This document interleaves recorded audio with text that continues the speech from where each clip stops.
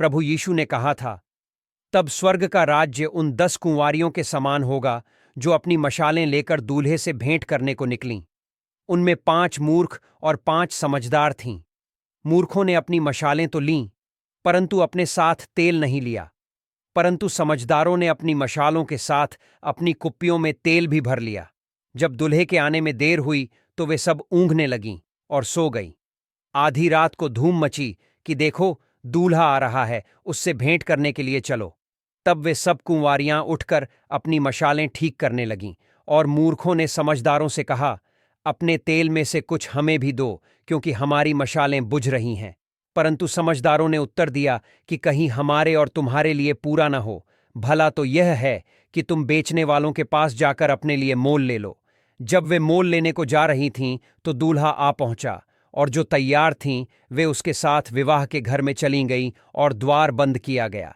इसके बाद वे दूसरी कुंवारियां भी आकर कहने लगीं, हे स्वामी, हमारे लिए द्वार खोल दे। उसने उत्तर दिया कि मैं तुमसे सच कहता हूं, मैं तुम्हें नहीं जानता। क्या बाइबल पढ़ना, अक्सर प्रार्थना करना, मेहनत करना और सतर्कता से प्रभु के आगमन का इंतजार करना एक व्यक्ति को समझदार कुंवारी बनाता है?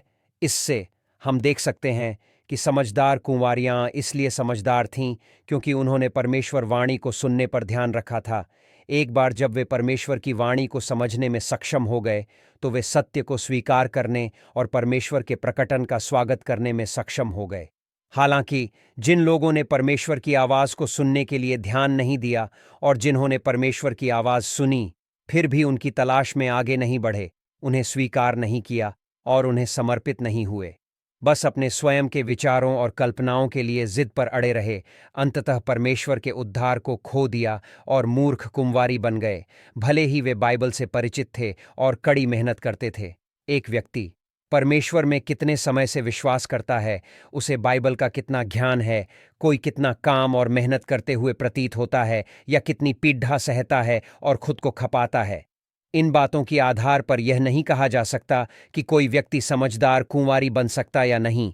इसके बजाय यह इस आधार पर कहा जा सकता है कि क्या कोई परमेश्वर की वाणी को सुनने का ध्यान रखता है और क्या उसे समझ सकता है। जैसा कि हम मानते हैं कि हमें बस बाइबल पढ़ना, प्रार्थना करना, सतर्क तैयार रहना, सभाओं में जाना, चौकस रहना, प्रभु के लिए कड़ी मेहनत करना, दान करना और खुद को खपान, लेकिन हम परमेश्वर की वाणी को सुनने पर ध्यान न दें और सत्य कथन को सुनकर भी उनकी तलाश या जांच न करें, तो हम मूर्ख कुंवारियां बनने के लिए उपयुक्त होंगे और हम प्रभु द्वारा त्याग दिए जाएंगे।